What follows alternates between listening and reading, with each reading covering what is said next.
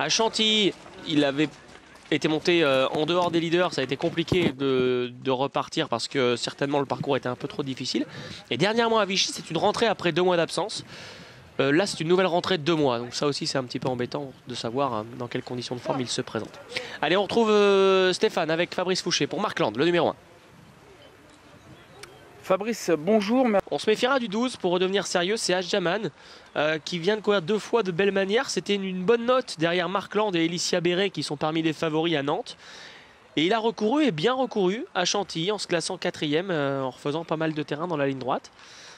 Sachez également que c'est la Kazakh de Madame Dominique Burler, la Kazakh de la maman d'Ervan Burler qui a gagné cette semaine à Auteuil et qui est jeune papa cette semaine. Donc voilà, pour finir une magnifique semaine pour la famille Burler, pourquoi pas ce numéro 12, Adjaman, avec Eric Lecoiffier en tant qu'entraîneur.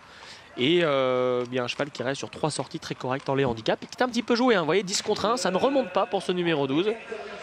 Alors qu'Eric Lecoiffier n'est pas un entraîneur qui a beaucoup de partants dans les handicaps en plat. Et je trouve qu'il y a un petit peu d'argent, donc attention à ce numéro 12, Adjaman.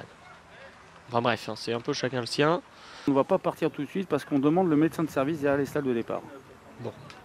Pour autant, on poursuit l'entrée dans les stalles, donc c'est que ça doit pouvoir se faire rapidement.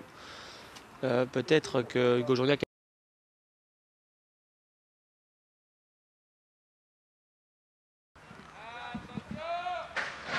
Parti pour les 1600 mètres de ce prix du Bois Joli, handicap qui réunit 12 concurrents âgés de 3 ans. Red Cloud est bien parti le long de la corde, ainsi que l'As Markland, et au centre le numéro 8, Reed Petit. C'était annoncé par Ludovic Gadebin, elle va être montée offensif aujourd'hui, elle est aux prises déjà avec les chevaux de tête. Sagamira également fait partie des leaders avec Elicia Béret la favorite. En dedans, Bénès le numéro 4 avec le jeune Lucas Rousseau évolue en 6e position devant Andino. À l'arrière il y a Forehand, il y a Montecinto, il y a Aibari, Adjaman et le numéro 11 Goldie Frost. Le meilleur pour Red Cloud qui n'est pas muni de son bonnet habituel aujourd'hui et qui du coup est parti fort pour prendre tout de suite l'avantage. En 2e position, Reed Petit, Markland qui est 3e côté corde, Sagamira 4e, la Kazakh Agacan. On retrouve sur une 3e ligne en dedans Bénès, dans une course qui est assez régulière pour le moment, il y a du rythme. Elicia Béret évolue 6-7e devant Andino, Adjaman côté corde, Forehand est un peu plus loin devant Goldie Frost, Montecinto, c'est désormais Aibari qui est passé en dernière position.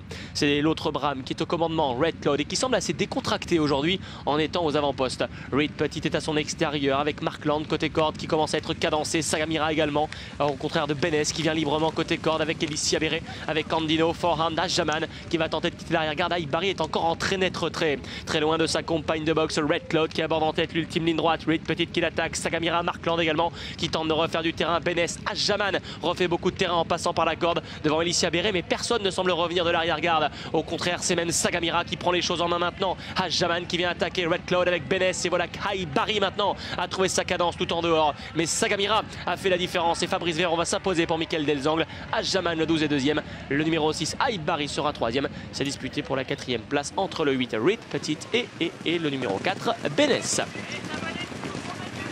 Il fallait la surveiller, elle a trouvé sa distance de prédilection, elle a gagné très facilement, Sagamira.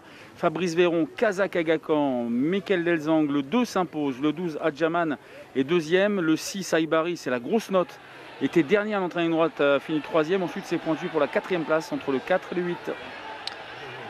Bon, j'ai bien fait de vous lancer Stéphane dans cette course sur vos préférés. Sagamira s'impose.